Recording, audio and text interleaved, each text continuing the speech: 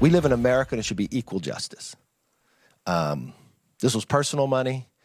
This wasn't trying to hide. This was 7 years ago, statute of limitation. And I think in your heart of hearts, you know, too, that you think this is just political. And I know you've asked me this question a couple times, all during this issue conference, and then you'll come back and it dominates the conference. No, we're not talking about this in our conference. You're just asking about it. So it only dominates your asking. That was House Speaker Kevin McCarthy yesterday at the GOP's congressional retreat, taking questions from the media on the potential indictment of former President Donald Trump by a Manhattan grand jury. In his remarks, the House Speaker dismissed Manhattan DA Alvin Bragg's investigation into Trump's alleged hush money payment to adult film star Stormy Daniels as being, quote, purely political.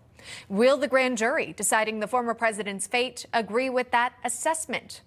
Wesley Clark Jr. is a writer and a U.S. Army veteran, also the son of former NATO Supreme Allied Commander General Wesley Clark. Whitley Yates is a political activist, publicist, and member of Project 21, and we are glad to have both of them on our program today. Welcome to you both.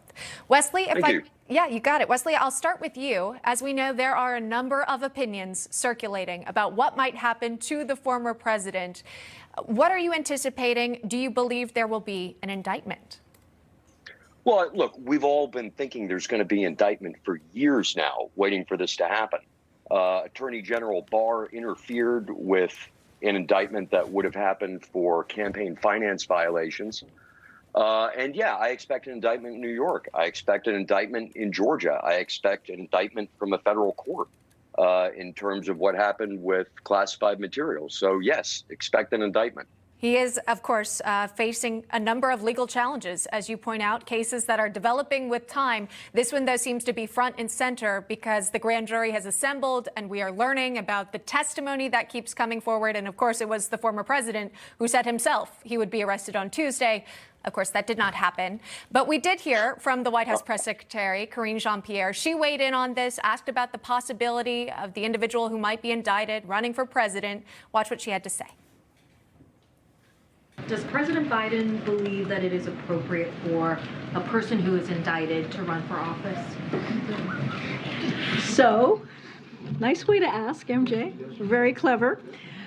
So I'm going to be, again, really careful from here as it relates to any upcoming elections, and specifically, I'm assuming you're talking about the 2024 election. I'm just not going to give any analysis, any foresight, any type of kind of decision or thoughts on that, because we are covered by the Hatch Act. So not going to speak to politics, and I'm just going to leave it there.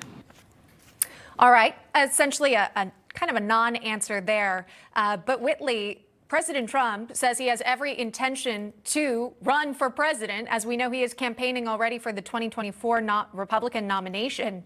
What do you think the impact of an indictment might have on the Republican base?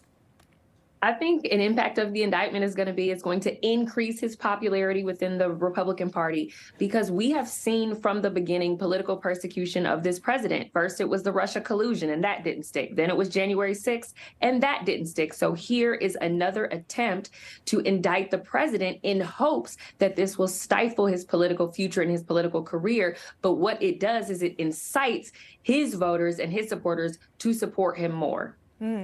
Again, of course, the question could be, would you get the nomination, but then could you reach out to those undecided voters, the independent voters?